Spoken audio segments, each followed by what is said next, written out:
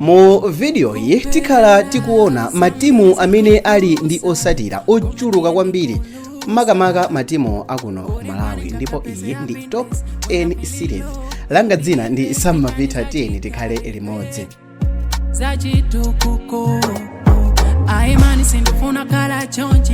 Pa social media ndi malo amodzi amene anthu amapezera nkhani, ndipo kuti iwoyo udziwike kuti ndiwe munthu otchuka chotani, chimodzi mwa icho ndi nambala ya anthu okuchita follow, like namba ya anthu amene amakhala akusangalatsidwa ndi nkhani zako, like abwera akuchiteni follow kuti nkhani iliyonse imene mungaponye aziyisatira bwino. Ndipo izi sizinasiye ngakhale matimu ali ndi ma social media account kumene amapita azikalumikizana ndi mafanzi awo, ndipo mafanzi ochuluka amene amasapotera timu iyi amapita ndi kumakawachita follow. Ndipo iyi ndi top 10 ya matimu kuno ku Malawi amene ali ndi ma followers ochuluka. Kamuzu Barracks ili pa namba 10, ndipo iyoyi ili ndi owasatira okwana 8.7 thousand. Ndipo pa namba 9 pali timu ya Blue Eagles, iyoyi ili pa namba 9 ndi owasatira okwana 10,000 motengera ndi social media page yawo.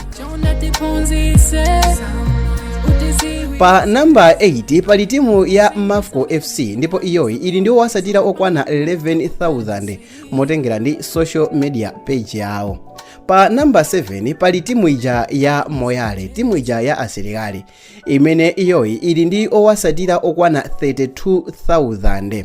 Pa namba 6 pali timu ya Desert Dynamos, imene ili ndi owasatira okwana 41,000 pa social media. Titachoka pamenepo pa namba 5 tikufuna tione timu imene ili pa namba 5, koma ngati simunachite like komanso subscribe, please chitani, chifukwa chakuti top 10 series iyi muli nkhani zimene muzizimvera koyamba, komanso nkhani yayikulu imakhala yofuna kukuphunzitsani. So pa namba 5 pali matimu awiri, onsewa ali ndi owasatira ofanana pa social media. Pali Ekhaya FC komanso Chitipa United, anthu onsewa ali ndi ma followers okwana 47,000. Pa namba 4 pali timu ya Civil Service United, imene ili ndi owasatira okwana 54,000. ndipo mukaona listi mmene ikuyendera mutha kuona kuti matimu amene ali ndi owasatira ochuluka ndi aku Blantyre, kusatana ndi awirinso aku Lilongwe.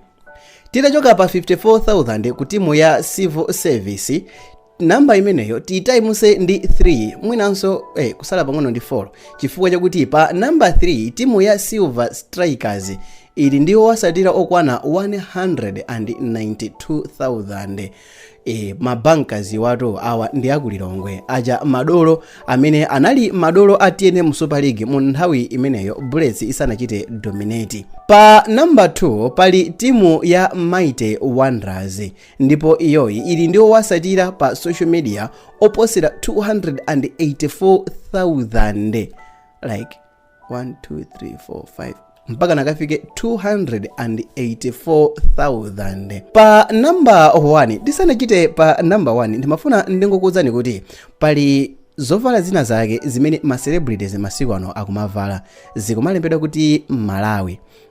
Zovala zimenezo ndi brand special zimene zikumapezeka pa website ya valakacha.com, like valakacha.com. Okay, so pa namba 1 pali timu ya Nyasa Big Bullets, imene ili ndi anthu owasatira pa social media okwana 499,000. like owasatira a Wanderers akhalenso times 2. Wow, dolo ndi dolo, mwana ndi mwana. Okay, so iyi ndi top 10 ya matimu amene amasatidwa kwambiri kuno ku Malawi. Ngati mwayikonda video iyi chitani subscribe, koma koposaposa tamveserani uthenga uwu.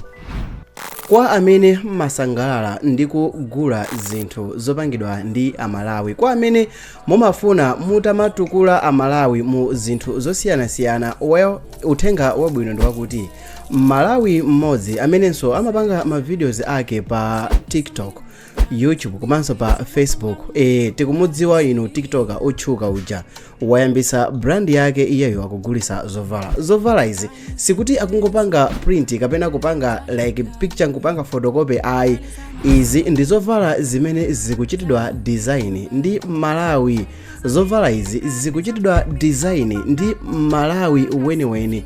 Zovala izi akuzigulisa pa website. Tangochitani type www.valaculture.com or else link yake ndi isiya mu description ya video hii. Mupite mukaone zovala zimene zili kumeneko. Zina mwa izo ndi izi zimene zikuoneka pa screen. Mukazipeza zovala zimenezi masaizi onse. Tiyeni titukule Amalawi pogula zovala zopangidwa ndi Amalawi. Tikaonane kumeneko is valaculture.com.